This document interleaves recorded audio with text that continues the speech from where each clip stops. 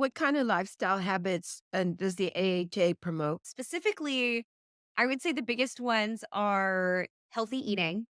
Whatever you have that access to, being able to give yourself that knowledge, being able to just make those simple lifestyle changes. It doesn't have to be like a 180 turn my life upside down, crazy strict diet, eating veggies every day. It's just making smart, small changes as a part of your lifestyle. You want it to be a lifestyle. You don't want it to be a diet. You don't want it to be a fad or a trend. You want it to last your life. So it has to be maintainable and it has to be realistic.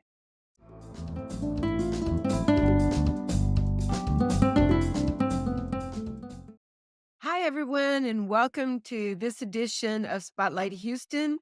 February is American Heart Month, and it made me stop and think of how many people, family, and friends that I've lost due to heart problems, either a disease or a heart attack or a stroke. And so I thought it would be interesting to talk to someone from the American Heart Association so that she can remind us of how to take care of ourselves and our friends and live longer and healthier lives. So, joining me today is Chole Burke. Welcome, Chloe. Right, thank you so much for having me. Yeah. She's an advocate for the American Heart Association, otherwise known as AHA, and she is a woman of impact. I love that. And she was 2023's Miss North Houston. And Chloe, why did you become an advocate for the American Heart Association? I am currently 25 years old, but 4 years ago, I was going through a lot of symptoms related to my heart. I didn't know that they were related to my heart because I didn't think at 20, 21 years old, I needed to know what heart issues looked like. So I experiencing a lot of these symptoms for years and dismissed them, blew them off because I thought I wasn't sick. They didn't really matter. So I had dizziness, lightheadedness. I would pass out. I would get chest pain all the time, and my heart was slowly weakening, and I didn't know it because, again, I was young. I didn't know what symptoms looked like.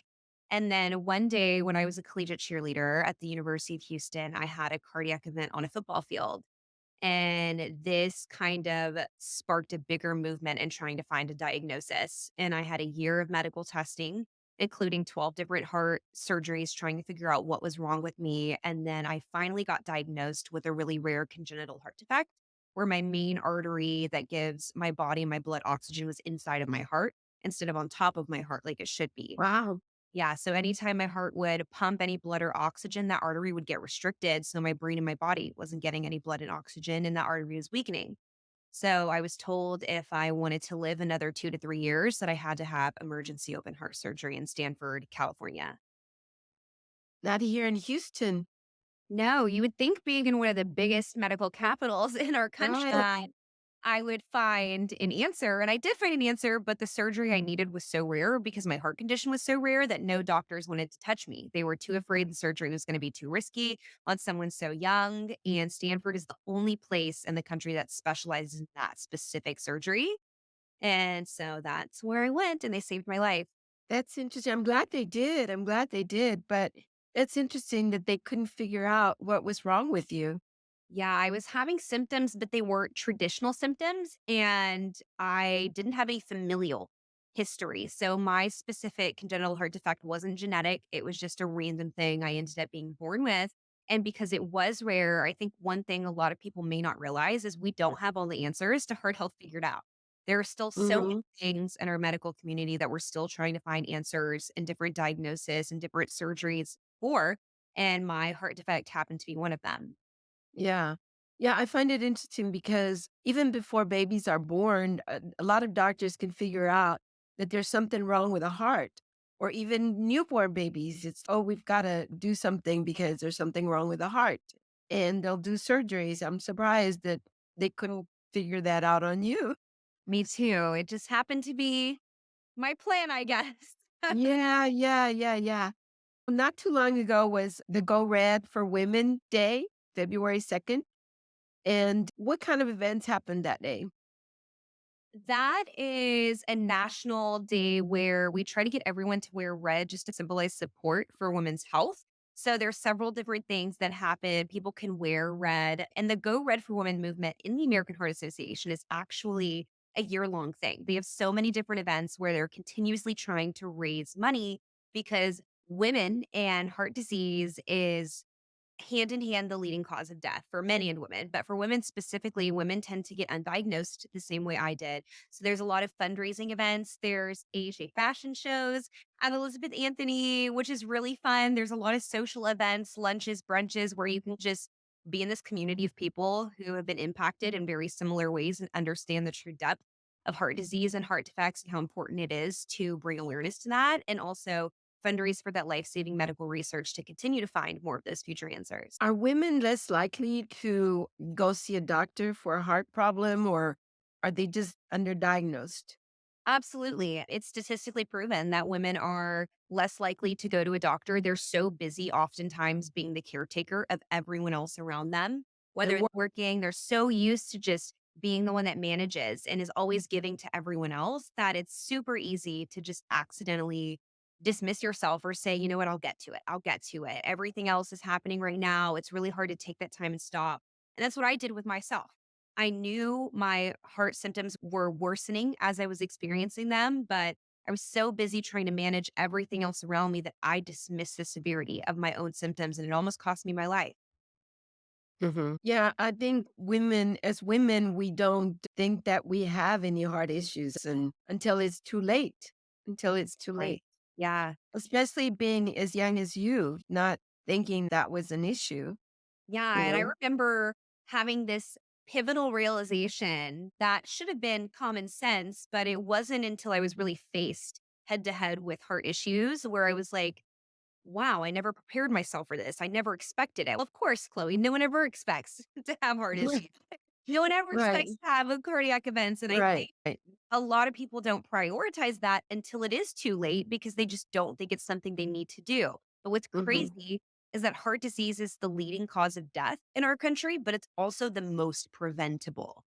mhm. And how is it preventable? So, one, going to your doctor, getting your yearly checkups, being involved in that health, understanding those signs and symptoms. And then, two, the preventative aspect is the biggest piece. A lot of heart disease comes from pre existing conditions or lifestyle habits.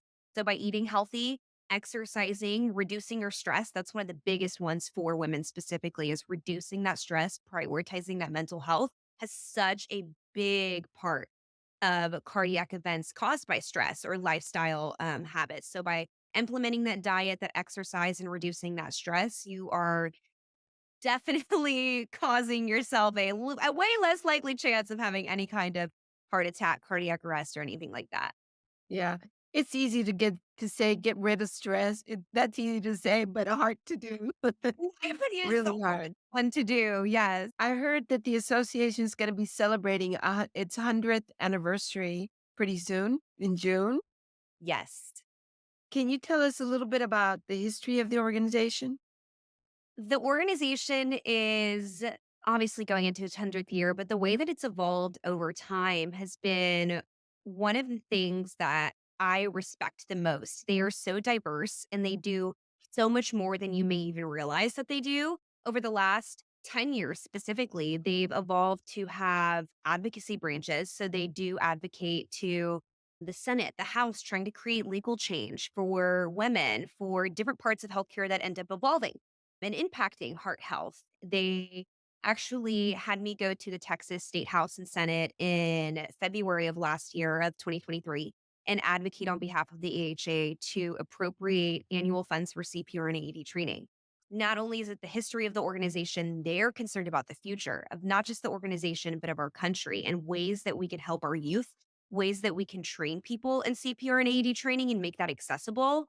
They've also developed branches for nutrition and providing nutrition options and laws for different places that have food insecurity and may need food banks or may need more access to things. So they have evolved to be much more than just this branch of heart health. They've evolved to be school programs to teach our youth. They've evolved to be advocacy. They've evolved to be Go Red for Women's specific movement. They have a medical research branch. There's so much that goes into it. There's almost anything you can fit yourself into. If you're interested Yeah. in volunteering, there is something for you. Yeah.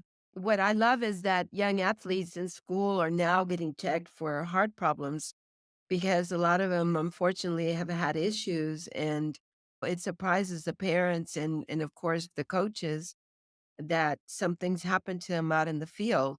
I love that too. I wish that's something that was implemented sooner, like the science and the technology was, because it could have saved Yes. lives over time. But the fact that we're here and we're doing that, I think it's going to save so many lives in the future. Yeah. And we live in a very culturally diverse city. And I think the AHA has been finding out that certain cultures seem to have more problems, more heart problems than others. Absolutely. I actually went to a meeting about this maybe 6 months ago, and that is one of the biggest branches the Go Red for Women movement is focusing on fundraising for right now because it has been proven.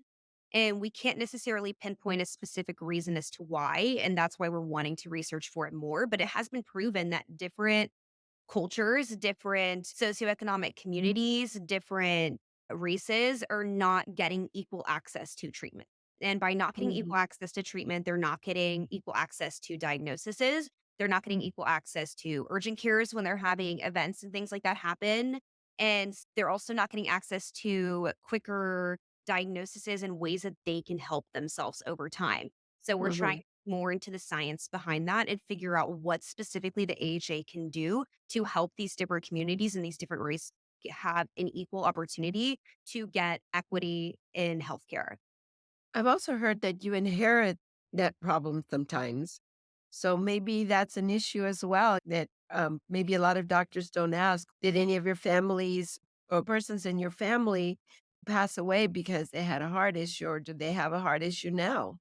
Absolutely. And a lot of times, people in your family history could have had that and they didn't know. So then you never know. It's something that you could have. Exactly, Yeah. exactly. So that's one thing actually I have evolved to teach women specifically over the last year is how to advocate for yourself and how to take that lead in your doctor patient relationship, whether it's for heart health, whether it's for any part of your mental or physical health, being able to recognize what's going on inside of your body, write Mhm. those symptoms down, record them, record what's triggering them, how often they're happening. That way you can take that data and give it to your doctors and they can help find a diagnosis for you sooner because they're only there for you 1, 2, 3 days out of the year and you're with your body the rest of the time. So being able to take that lead in the doctor patient relationship and understand you're just as responsible as your doctor is when it comes Right, to right, health. right, And right. You can't leave it all up to your doctor, exactly. you Yeah. know? So teaching women how to take that proactive approach and find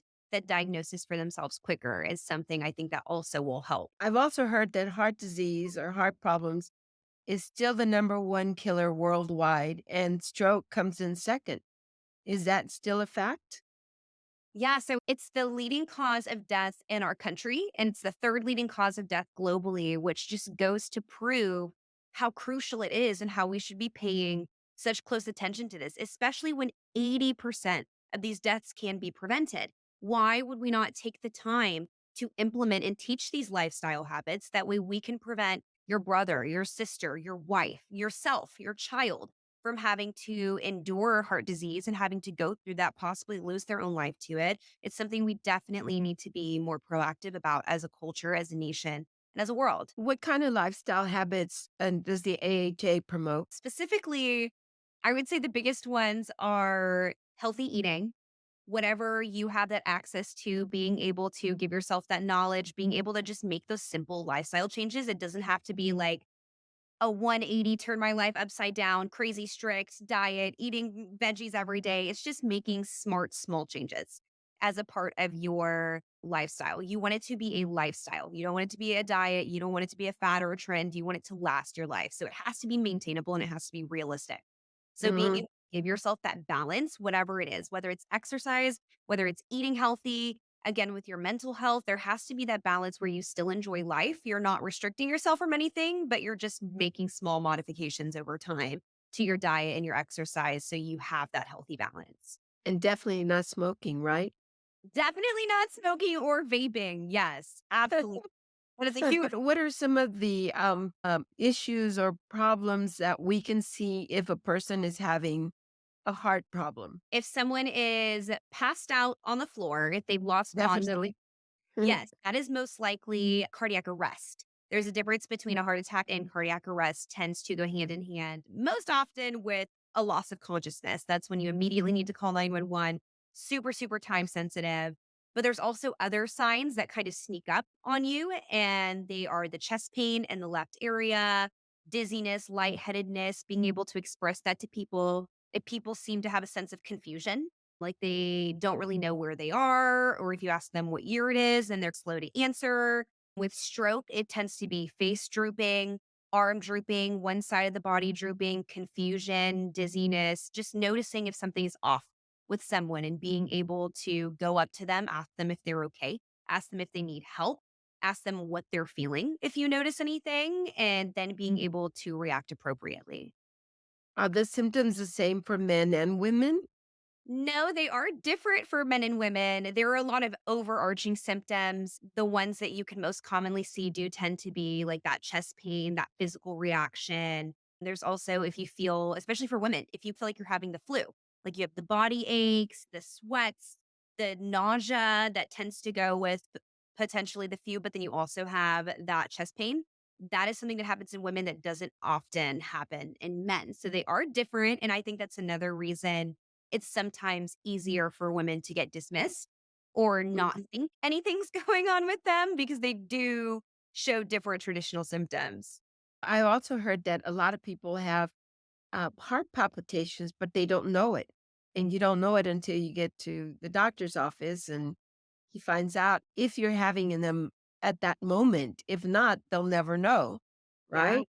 Yeah, that happened to me for my entire life. I was having heart palpitations and I didn't even know it growing up because you're like, if you just have them and you always have them, you don't know anything different. You don't know what a Yeah. palpitation is or isn't supposed to feel like. No one teaches you. So it isn't until something worse happens later down the line that you think to go to the Mhm. cardiologist.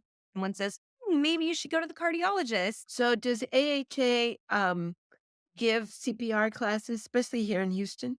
They do. There's different CPR and AED training. There's different types of CPR. There's hands on, where you don't have to use that mouth to mouth CPR training. And there's that AED training for cardiac events and things like that. They have classes in the Houston area. They have them all over the state, all over the nation. They have them online as well. So if you can't make it in person, you can learn that information online. And they also try to put out just small tips like different CPR beat songs and things like that on social media. So there's unlimited amount of access to any resource you could need for CPR and AED training. Yeah, because a lot of times it's not just adults that need the CPR, it's kids as well, little kids Yeah, that and might need it. So will they show us how to do that as well?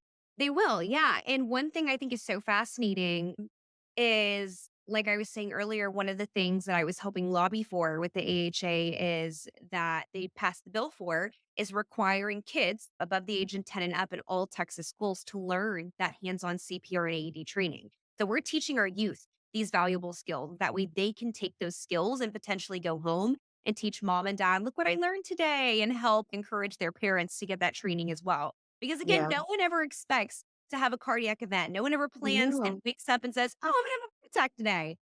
You know, Yeah. Yeah. I'm gonna have a cardiac arrest today. So it's a skill that you need to be able to have and react within seconds. And you can help a family member or even a stranger out on the street. Yeah. Um, it's a great skill to know and to have. So how long does it take to learn it? It is so quick. You can learn it with 2 simple steps in 10 minutes or less. They do have workshops to go over it more in depth, but still, as workshops are only about an hour, it's really not a time consuming skill to learn. It's just being able to know the specific steps to take, the order to take them in, how long to do them for. And boom, it's super simple to learn. It's such a life saving skill. If you have the time, if you have 10 minutes or an hour of your free time, I highly encourage you. to go learn that skill because if someone on that football field did not know how to do CPR, I wouldn't be alive today. Right. If a company would like to have the classes taught to their employees, can they call? They can. Yeah, they can call the Houston local office if they are Houston local, or they can call any city. Almost every city in Texas and in our country has some branch of AHA with them, and they can get information on company trainings. The AHA often sends people to companies and will teach them the training there, or they can have their companies come to workshops that the AHA hosts. So there's several different ways to give that company training to your employees or your family members and schools. We're trying to teach it to everyone and save as many lives as possible. Yeah, your flower club or something like that. Exactly. uh, yeah, the book club. Anybody can have it just by calling the American Heart Association. Yes. So I've heard that sometimes if people have dental issues, that can affect the heart as well. Yeah, that is true. So your teeth are bones, just like a lot of your body. They are living organs. And your dental health does show a lot about your overall health. So there has been a tie to show if your visible bones in your teeth are showing some kind of symptom of different dental issues that oftentimes can be tied to your heart because it's an overall underlying health condition that you may have that can affect your heart, that can affect your teeth, and affects your overall organs and bones. So the heart being so close to the brain, it can affect your brain as well. Yeah. So Hey, you have two main major organs in your body that you cannot live or function without.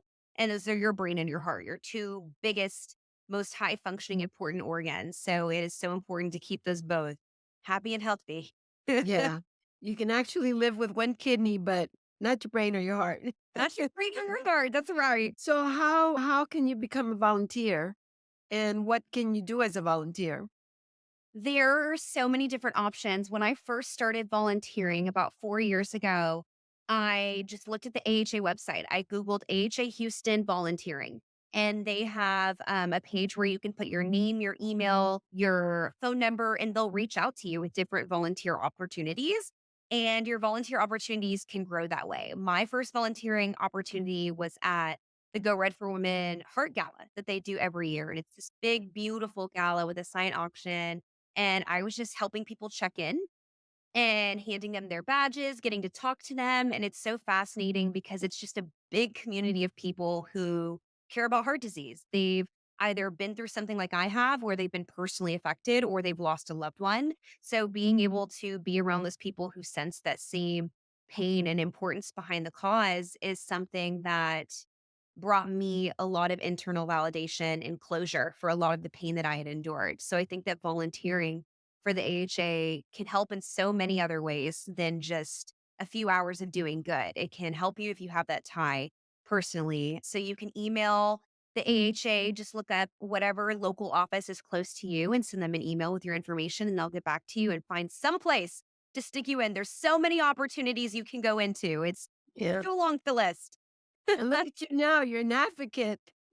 Absolutely. It's the best decision I ever made. And honestly, it has been the biggest thing that's brought me so much purpose behind a lot of the pain that I've done. And I wouldn't trade it for anything. Yeah. What's been the most important part of being an advocate?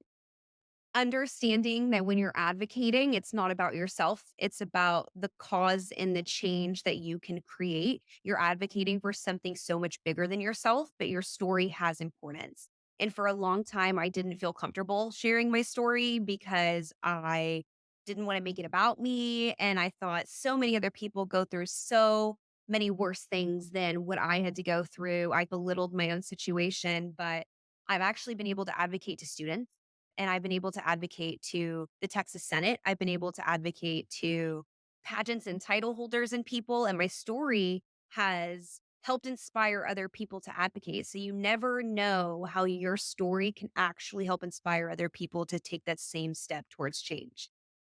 Yeah, I think your stories made a big difference for a lot of people Thank because you. they see you looking happy and healthy, but they don't know what all you've been through, all you've Absolutely. had to suffer.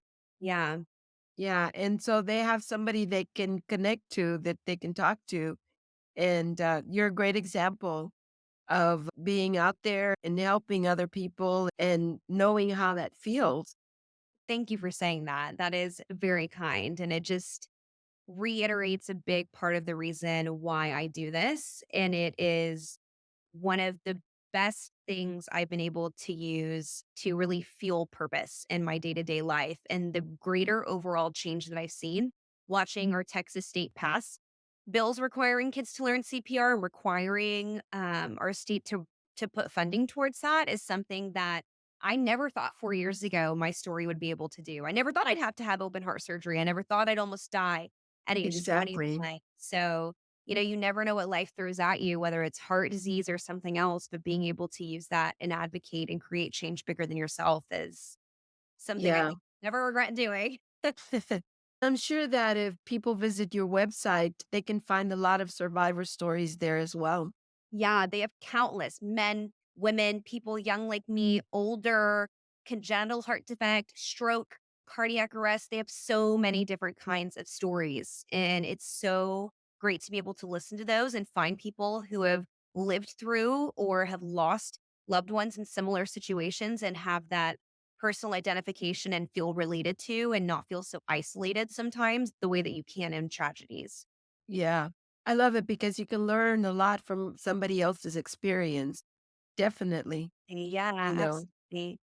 and you don't have to go through what everybody else has gone through if you learn a little bit more. Health is really important. Just a little bit of education on heart disease, and you could potentially save your own future life or your child's future life just by seeing some of those signs and symptoms that you may not have known to look for earlier. So, Chloe, any events coming up soon for the AHA? Oh my gosh, there are countless different events in countless different categories. If you are interested, you can type in Houston AHA or whatever your local AHA is, Dallas, San Antonio, Oklahoma, wherever you are. But you could type it in and they'll actually show you a calendar of events with different Go Red for Women or the medical research community or advocacy opportunities. So there are so many different chances for you to get yourself involved.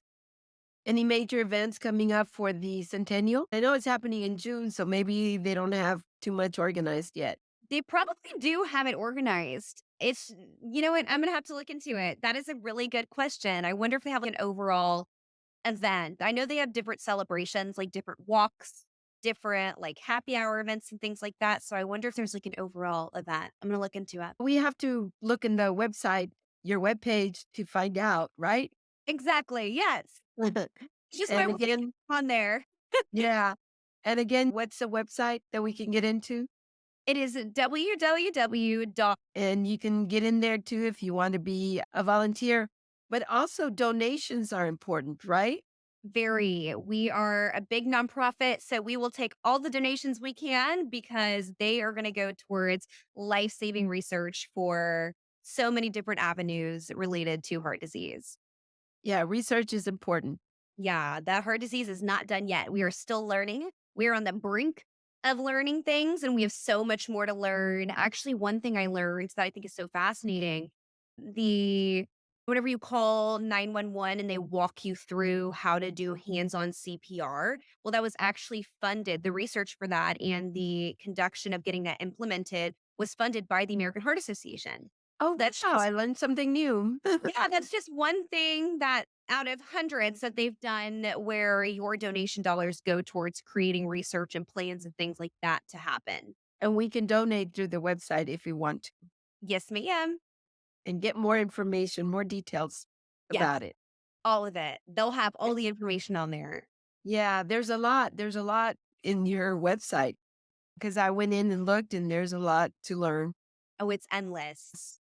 Yes. Chloe, thank you so much for being here, for letting us know and sharing your story and what we need to do to be more heart healthy. Thank you for having me. If you have any other questions, the month of February is like the Super Bowl for the AHA because it's Heart Month. It's all about Heart Yeah. Month. Yeah. But there's there for the entire year as well. Absolutely. So thank you as well for joining me. Please send me your comments or if you have any story ideas, please let me know.